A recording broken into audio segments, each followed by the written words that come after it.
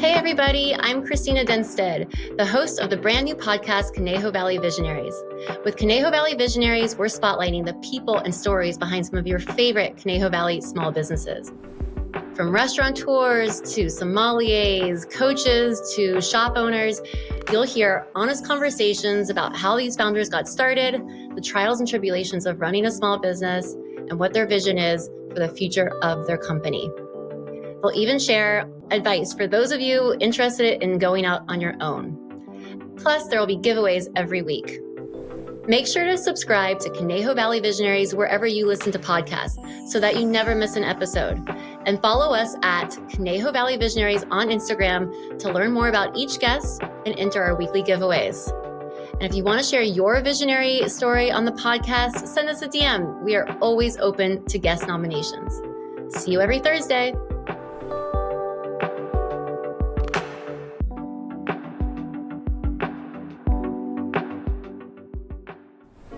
Hi, everybody. Welcome to Conejo Valley Visionaries, a new podcast spotlighting the people and stories behind your favorite Conejo Valley small businesses.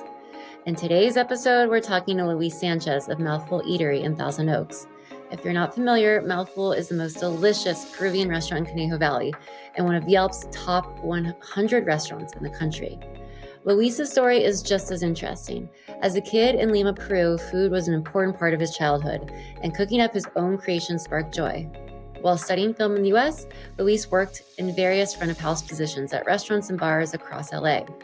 It was during a job at a bar in Agoura where he was able to go back of house and design his own menu for the first time. A serious incident there underscored his decision to focus on cooking, and where he went on to pursue a degree at the Cordon Bleu. In our conversation, Luis shares the importance of a business plan, the value he places on the Conejo Valley community, and advice he has for anyone looking to open a restaurant. Please enjoy my conversation with Luis Sanchez. Hey, Luis, welcome to the podcast. Thank you so much for being here. Hey, Christina, how are you? And thank you for inviting me. And I'm happy to share my story with you and all your listeners. Yes, thank you. And no pressure, but you are my first podcast guest, which All right. That's cool. I know, which I'm thrilled, well deserved. So we'll go into it, but obviously as the owner, creator behind Mouthful Eatery, celebrating 10 years, you are I would consider one of the key visionaries of the Conejo Valley Thousand Oaks. So congratulations on that, but we'll talk about it a little bit.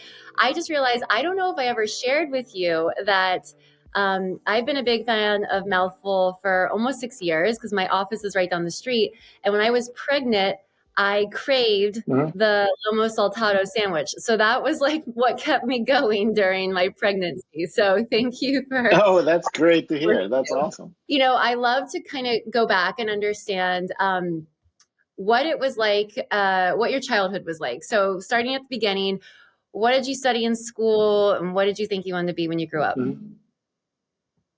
All right. Yeah, I think cooking came as a natural thing to do at home. I was born and I guess raised in Lima, Peru, and I moved out here when I was 16. And I grew up in a very loving, family-oriented household. And there's 5 of us, 5 children. I'm the middle child, and we were probably considered middle class. But there was always extra people at the house. So my house, it was rare that we had under 10 people at the house at a time. So there was always cousins, uncles, other people. And food was always a big deal. And it's a big deal for, I think, most Peruvians. So we all take pride in knowing how to cook. And it's always like, you know, when I go somewhere and people find out I'm from Peru, they already assume, without even knowing that I have a restaurant, that I know how to cook. So it is kind of cool. Interesting cultural. Yeah, I did not realize that, but it does make sense. Yeah. So growing up, it was always like my mom would 7 days a week cook, unless we all went out somewhere for the weekend. But going out to a restaurant, even as a middle class family, wasn't a common thing growing up. It was more like a treat, like maybe once a week or once every 2 weeks.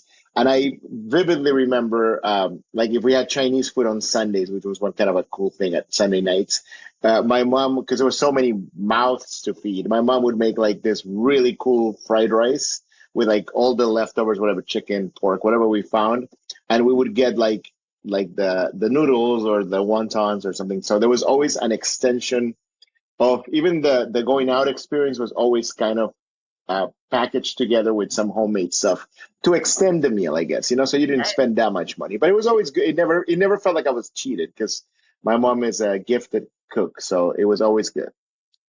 That's smart. I love that. I mean, yes, 5 children to feed. That's no small feat. That's pretty Yeah, impressive. four big boys and my sister. Yeah, so we were Oh all my, like sizable and hungry and everything else that comes with that. yeah. So when you were growing up, did you think it sounds like food was part of your household, part of, your cultural upbringing, but did you imagine becoming a cook later on in life or owning a restaurant, or did you have other aspirations? Yeah, no, cooking was as a kid in Peru was never something that even back then it wasn't like it's a cool thing to be a chef now, and obviously you get to own a restaurant, it's kind of a big deal.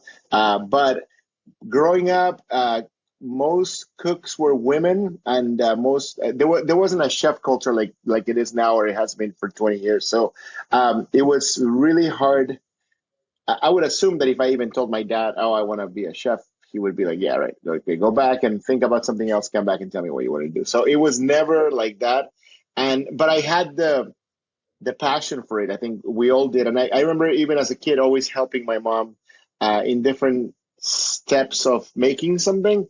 So when I moved here on my own, I fell into the restaurant business out of necessity, but I had Hmm. a dream always of going to film school. Oh, That's another passion of mine, and I did that here. But cooking was always, restaurants were always the way I made a living here, and that was for most of my career, it was always front of the house.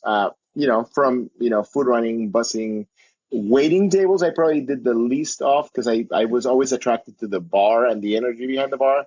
So I was yeah. a bar back, and then I was on my 21st birthday a bartender, and then but always with an eye in the kitchen. So I was always looking at the kitchen and seeing what comes out of that, and I would always ask questions and then when as my years as I got older, I became more interested in the cooking part of it, and it presented itself where I could cook and bartend at the same time at this little place in Agoura Hills.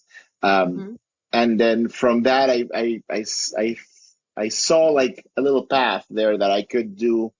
So I went to chef school then. So I went to chef school when I was in my right, really early 30s. It wasn't something that I did out of high school or anything. I went to film school and I finished that, and I worked a little bit on that, but always bartending as a background and as a way to make money.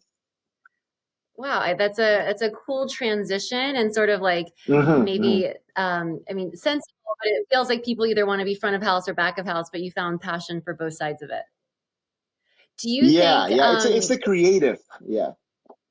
I was going to ask, I wasn't sure if it was like curiosity or creativity, but that would make sense from like your film interest in film to maybe food. Do you think either being curious or creative are critical for like owning your own business, or those skills or sort of passions that you need to have? Yeah.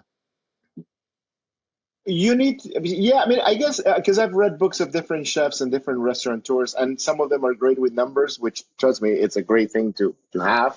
Uh, Mhm. but the passion has to be there for something within the business. So for me, it was always the working with my hands. I never, I'm 50 years old now, and I've never ever had a job where I sat down and I worked for 8 hours. Like I've never done that, so I wouldn't even know what to do with myself.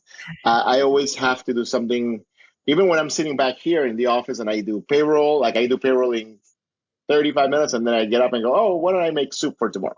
It's like Sure. it cannot be more than an hour. I would go crazy. Yeah. Yeah. So the passion for that is definitely something that is definitely helpful and keeps you going because there always has to be something that that drives you to doing what you want to do. Like otherwise it just becomes a job, and then the passion kind of goes away. Right. Yeah.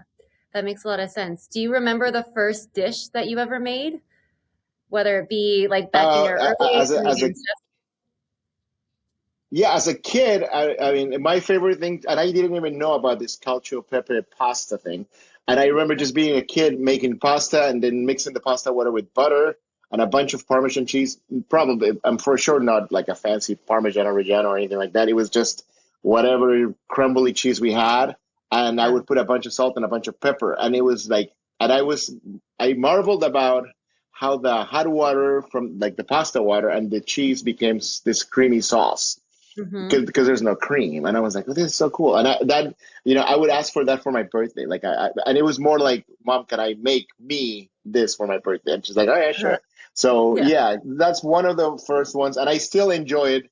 I think yeah, I had some pasta yesterday at the house, so I actually had that yesterday or the day before, but it was just the same thing, just a little pasta water, the noodles, and a little butter and cheese and fresh ground pepper. Yeah, and then 25 years ago, I realized that it was like a national or a regional dish in Rome, and people go crazy about it, but it's just simple. Right. Sometimes like the simplest food is that best food with really good Yeah, ingredients too. yes, absolutely. So what did when you went to chef school or when you went to culinary school, did you envision opening your own restaurant at some point, or was it just to like, up level your skills, or how did the idea for Mouthful, I guess, first take shape? Well, I my first chance as a professional cook was at a bar in Agoura Hills where I was the bar manager, and we had a kitchen that didn't sell much of anything. It was just a failing kitchen, and kids would show up at 10 o'clock. College kids would show up at 10 o'clock and just get drunk, and I would serve them. And the kitchen was sort of there, and we would sell maybe I don't know, maybe like $500 a day in food and $10,000 a day in alcohol. So I started coming in because I worked the longer shifts, so I had to do all the inventory and the mixes and stuff as I was the manager and bartender, and I would bring my own food and I would cook it there. For me, like I don't know whether it was pasta or whatever it was, and then other employees started seeing this and they would all pitch in with money, and then it started as an employee meal program, I It's like a guess. family And meal, right? then Like the owner saw it and he's like, "Why don't you just take family meal?" Yeah, family meal, and it's like when you're feeding like bouncers and hungry cocktail servers and bartenders, it doesn't have to be. It was just one pot wonders kind of thing, and but the owner liked it too, so he became part of it, and then he said, "Just take over the kitchen and do whatever you want with it, and I'll give you a percentage of the sales." Um, hmm, and it kind of went. I wrote my first menu, and I had like kind of interesting. I was always a fan of like the Food Network and the early days of like Emerald and all those classic entertaining guys and women. And I just kind of built a little like appetizer menu with a couple of interesting things. And now that I look back at it, it was kind of cheesy, but it was kind of cool for me. So I still have a copy of that menu. yeah, I was And gonna then say, from what there, do you remember what a bestseller was from that menu? Uh, oh yeah, I used to make this turkey lasagna, but I would make it basically to order. So you would order it, and I would boil the noodles, and I had the bolognese, but I would assemble Oh, everything like right then.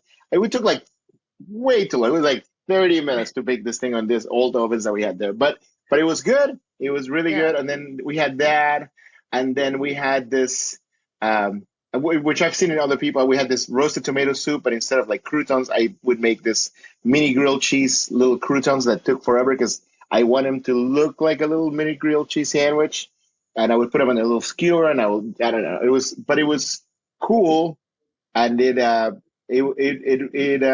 sort of became. I mean, it was hard not to be successful from selling nothing to selling something, but it Okay. gave me that boost of like, oh, maybe I can do this, and along with that, the bartending kept going, and there was a big fight at the bar where I had to break it up, and I got a big glass cracked in my head, Oh and God. ran to the emergency room. I had a bunch of stitches and staples, and then at that point, when I was sitting there waiting for somebody to staple me up, I said, maybe I should look into this cooking thing too.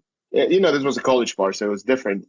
And and I had some savings, so I said, okay, well, I'm going to take a chance. And I went to the Cordon Bleu and finished it up. Yeah. So and then I went and worked. I only did one. Most chefs go and work in a bunch of restaurants. I just happened to land at a place that I clicked with the owner, and I did that was my first job as after chef school, and I did 8 years, and then I opened my place. So there was no other place in between. And in that time, while I was there, I was always envisioning how I'm going to open a restaurant. Hmm. But it's yeah, so that's sort of my story.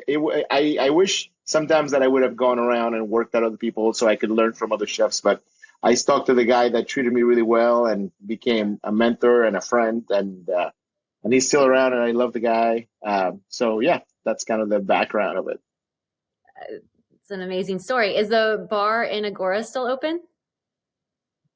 No, now it's some sort of medical office. Yeah, Oh no. yeah, Okay. but it was an interesting bar, and people still come to my restaurant and go, "Didn't you bartend?" I go, "Yeah." So It yeah, used so to there's still recognize. locals, like people from the area. Yeah, yeah, yeah, yeah, yeah. Yeah. So it sounds like you were always kind of ruminating about Mouthful while you're working at the this other restaurant. But did you before you started it, one, did you create a business plan? And Mhm. two, I guess did Thousand Oaks, was that always the place that you were, or the Conejo Valley? Like what's your connection to this area? So it's kind of a two-parter. Right.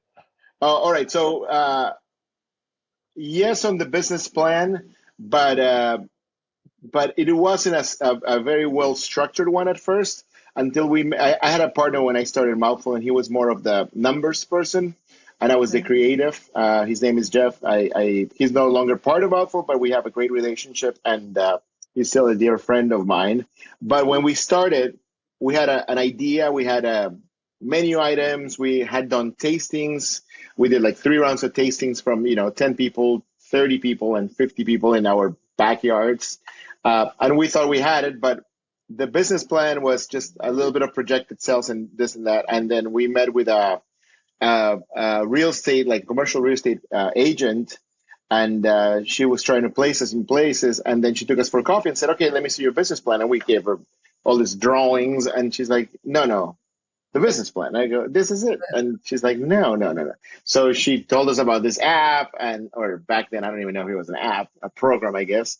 And then, Hmm. so we went back and plugged in all these numbers into this formulaic thing that created this 40 or 50-page document, which helped. It does. Plus, it's more than helps. When you sign a lease, the landlord's going to want to see something more than a couple of cute drawings and recipes, so it did help for that. So we did have a business plan before we opened Mouthful. And the other part of your question was, there was Location. something else you asked me.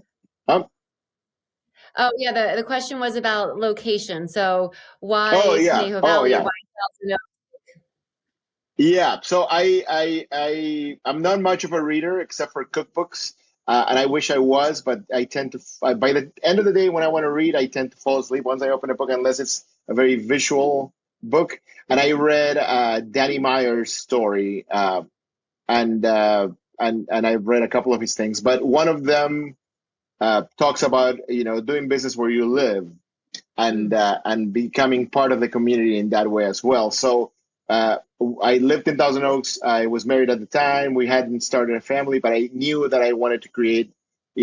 Back then I wanted to create a little empire of different restaurants, just like he did, where I could basically walk from one location to another, just like he did.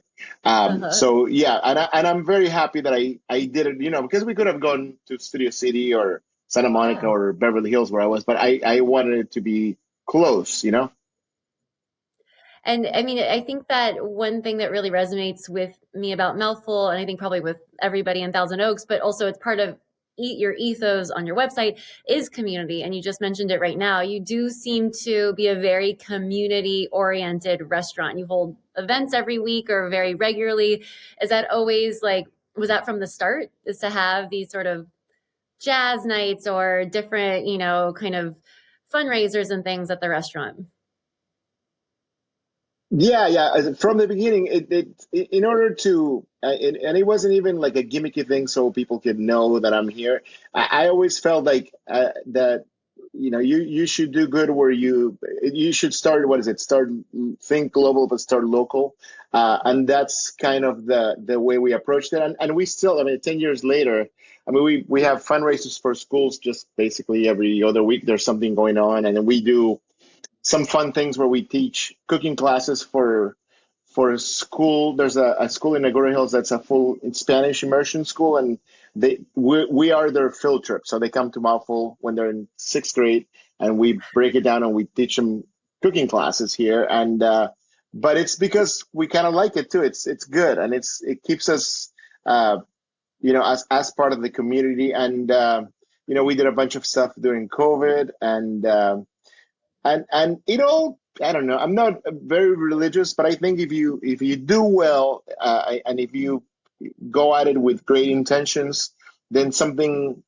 positive on the business end ends up happening. I don't know, every time something gets canceled for me, like a catering gets canceled, I don't even worry, because I know that 2 or 3 days later something, I mean, it's kind of weird, but like just about the same amount or bigger comes up. So it all balances out. So I don't think there's a Seinfeld episode that talks about, you know, Jerry loses a $20 bill here and then finds a $20 bill in another jacket. So I see it like that. And yeah, a lot of my life. Karma, some might call it Yeah, karma, yeah, or yeah, yes, yeah, yeah, yeah, exactly. yeah, yeah. No, you, and I think that that's fair. And I feel like you can feel that when you go into Mouthful, that like Mm-hmm, appreciation for being part of the community. And I don't think that's mm-hmm. very often. And you know what? Another thing that I really, I think is less rare, especially in a place like Thousand Oaks, but I think even LA, is live music. And you guys do a lot of live music. Yeah, we started that. Marino, my manager, he's a big salsa dancer, met his wife doing salsa. I cannot dance for the life of me. I will try here and there, but that's maybe for another podcast. But Yes. so he started because he's more involved in music than I am. There was a gentleman that would come in and pick up his chicken salsa, like the one that you like with chicken. Uh-huh. And then he started looking at him, and he's like, I think I know that guy. So he started we Googled him, and he's this like world renowned percussionist. And then we said, oh, are you so and so? And he's like, yeah, I can play here if you want. I'm local. So we got him to play one time on a Thursday, and then that got the ball rolling, and we have live music every Thursday nights with different types of music. Yeah. And it's kind of unexpected because we're not really set up as a music venue, but there's some great local talent, and especially on a night like Thursday, you can work out a good price for us, as a business owner.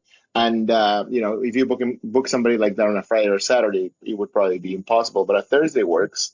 And then we have a rotation of artists that do that for us, and it's been great. I mean, it's adding a little entertainment to your dinner. I think that's the ideal. I feel like that harkens back to a different time, and it's really nice that you guys do that. Yeah, yeah, yeah. No cover charge or anything. It's just everything is the same except that there's somebody that played at the Grammys last time. I saw last year when I was watching the Grammys. I'm like, oh, there he is. It's that kind of a guy. Yeah. Yeah. Okay, so this, your background as a bartender begs the question: cocktails. Are you going to Mhm. also? I know you want to open locations, or I mean, this is more your future situation, but you can walk to. Is it challenging to get like a cocktail license in Thousand Oaks, or do you just want to start with food and then maybe your bartending, your bar will be a second life, third life? Right. And no, no, I have applied for a full liquor license 3 years in a row. So last on 2023 was the third time, and the process wasn't as hard. I remember when we opened, maybe 9 years ago or so, we got a call from the county saying, "Hey, if you want to apply for a liquor license, we have an extra one if you want it." But that was at the very beginning of Mouthful, and so we didn't take it. And now it's been 3 years, and it's a lottery system.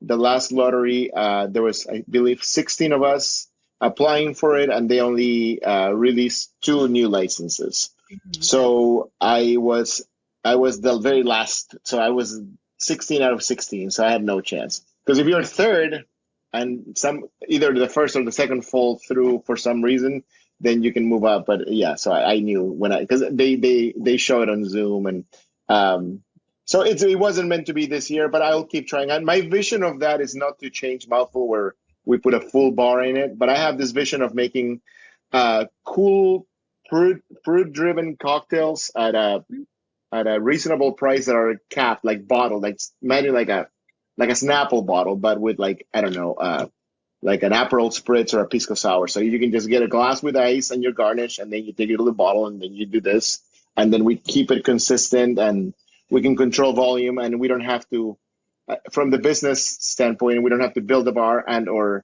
have a bartender on the clock at all times when we don't know, especially at the beginning, if it's going to work out, you know? Yeah. And then the other part of it was going to be to do we have a lemonade dispenser that does three, different flavored lemonades that's refrigerated and circulating all the time. Was going to be to add a cocktail in that kind of mix. So it's just simple without disrupting the style of service that we do here, but you could get I don't know, a prickly pear margarita at the front, along with your kid's pineapple agua fresca kind of thing. I like that. Yeah, just a little something for the Yeah. parent. Yes. Yes. Yes. Yes. So, over the past 10 years, what do you think has been the biggest challenge for the business or for you in terms of Mouthful? Uh, uh, you think as a chef or a restaurateur that it's going to be the food. Are they going to like the food? But that thankfully was never really the issue. Some of the challenges come on, the cost of goods and the cost of labor, negotiating a good lease, how much a build out of a restaurant is, more than the actual food. So it becomes, for me nowadays, my role has moved from being in the kitchen as part of the team that cooks into being more of a combination of front of the house and negotiator of better deals. Because if you just sit back and expect to pay the same every single time, it doesn't really work like that. So you have to really keep an eye on the numbers. So that's kind of the challenge, I think. And the desire for me, if you asked me 5 years ago, what before COVID, what do you want to do? It would have been more like I want to keep opening restaurants and I want to do this and that. But now I've shifted that to let's make this location as successful as possible, and let's enjoy my 10-year-old and my 6-year-old and be able to coach soccer and be there for my daughter's gymnastics more than let's open. It's if I can provide for my family and help the community with one location, then I think this time, the next 5 years, they're more important than my growth with more locations down the line as they grow. Or maybe if something presented itself where I could do consulting for some other brands and or helping that where it's not like another full-time job, because a restaurant would be another one would be whatever I'm working now times two, and then that will take away from obviously this location and then the family part of it. What are you most proud of with Mouthful? Yeah. Other than like the accolades, it was really cool when I got a phone call from Channel 4 and I think LA Times about they called me one morning as I was making like barbecue sauce or something, and congratulations on being in the top 50 of Yelp. And I'm like, okay, cool, I made the top 50 in Ventura County. That's kind of cool. And then she goes, no, it's in the country. And I was like, really? Like Mouthful is That's a top lot. 50 or top 100, top 100 in the country? And I was like, well, that's kind of crazy. And I started, my first thing is like, well, how many restaurants are there in the country? So that was my Google question. And I think it was somewhere around, I don't know, it was like something crazy, like 310,000 or something. I Yeah, was of like, oh, course. that's kind of cool. Yeah. Yeah. So to be top 100 and that helped business. And that was really cool. But I really take pride on seeing where the staff is now as they've moved. Like there's something about being, in my position where you can mold some young lives and then hopefully impact them in a positive way. So yeah, some of the people that have come through here, which are over probably 300 or 400 employees we've had in 10 years at different times. Some would stay, the younger ones stay for 6 months to a year. And then some of the staff that I have now have been with me for, 8, 9 years. But when I sat at that new lounge restaurant, Crawford's, and Oh, in Westlake that just opened up maybe yeah. 2 months ago, and I sat at the bar because I always want to know what's going on. It's like I'm curious to see how they laid out the restaurant, from what used to be a bank into what it is now. And I sat at the bar, uh, and then this guy comes up, this good-looking guy with the cool bartending mustache that curls in, and he looks at me, and I go, "Hey, can I get an old-fashioned?" Because that's a good way to judge what kind of a Oh, place this is going to be. good And tip. then Okay. the guy goes, "You're Luis." Yeah. And then he looks at me and goes, "You're Luis, right?" And I go, "Yeah." And he goes, "Mouthful, right?" I go, "Oh yeah, you like the place?" He goes, "I love the place, but I worked for you.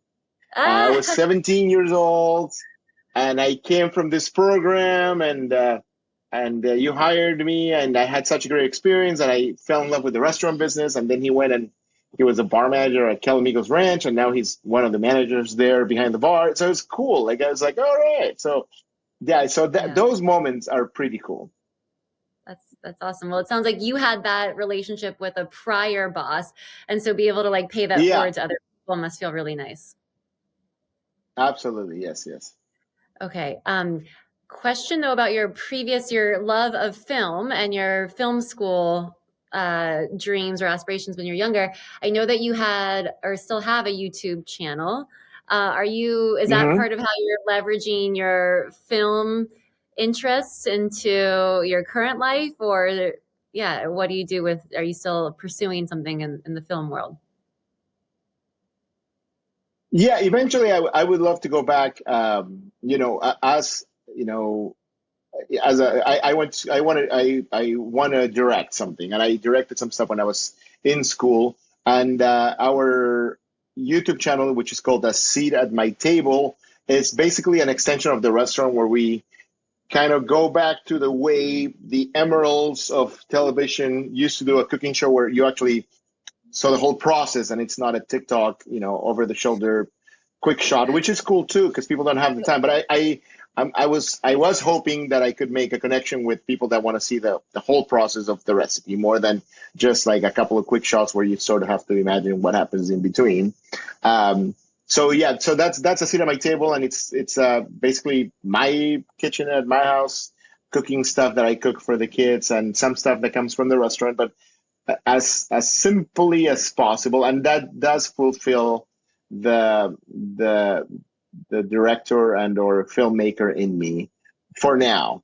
But Okay. I do have that eagerness to, I don't know, I keep, this is kind of a silly thing, but I remember one of the classes at Valley College, which is a small community college, which is what got me really interested in film.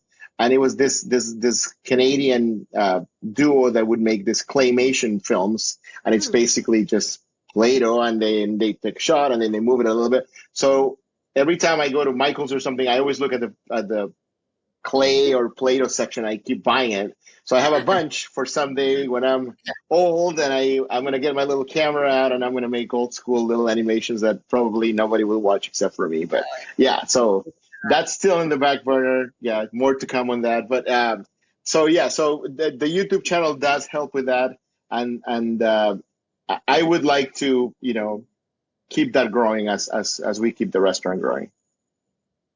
Fantastic. Okay, last couple of questions. I like to do a little rapid Hmm. fire questions. So, Sure. Luis, what is I know this is probably a hard question to answer, but what is your favorite menu item on your menu? Right now, the pork belly. The pork belly bowl, because you can get it in different ways, right? Or how do you Yeah, like pork it? belly. Yeah, pork belly bowl over rice. Okay, fantastic. Favorite thing to do in Conejo Valley? Wildwood when it's not too hot, just hiking there, just riding my bike, but just a lot of times just walking. Just walking when it's early and it's just peaceful and a little eerie when it's foggy, so it's kind of cool. Okay. And then a piece of advice you would give to a future business owner, entrepreneur, restaurateur that you'd want to pass on to them? Oh yeah, this is basic. So if you want to open a restaurant, you need to have worked in a restaurant, like actual work, for a paycheck at some point. Hopefully at least a month. People have this vision of owning a restaurant so they can entertain at home. It's not easy, and I have met many people that go, "How do you do this? It's not easy. I got to run to the store every 10 minutes, or so and so called in sick, and now I got to be a cashier or a server."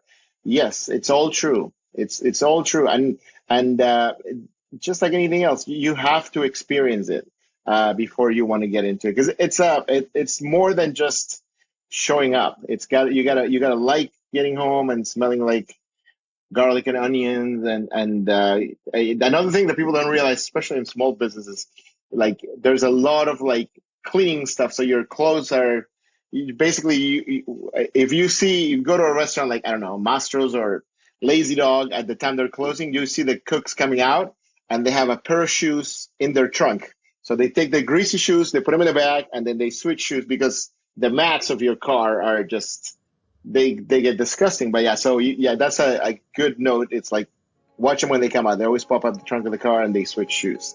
But yeah, so it's not easy. It's not easy, but it's definitely rewarding. Great. Well, that's a great note to end on. Thank you so much, Luis. This is fantastic. Thank you for sharing all of your stories, and we wish Mouthful continued success. Congratulations on 10 years, and cannot wait to see, what's going to continue to transpire over the next decade. That is awesome, Christina. And thank you and congratulations to you. And you will have success just like in anything else you do. And I'm so honored and happy that I was the first one. Yes, the first guest. There will never be another first. So thank you for that. Thank you. Thank you.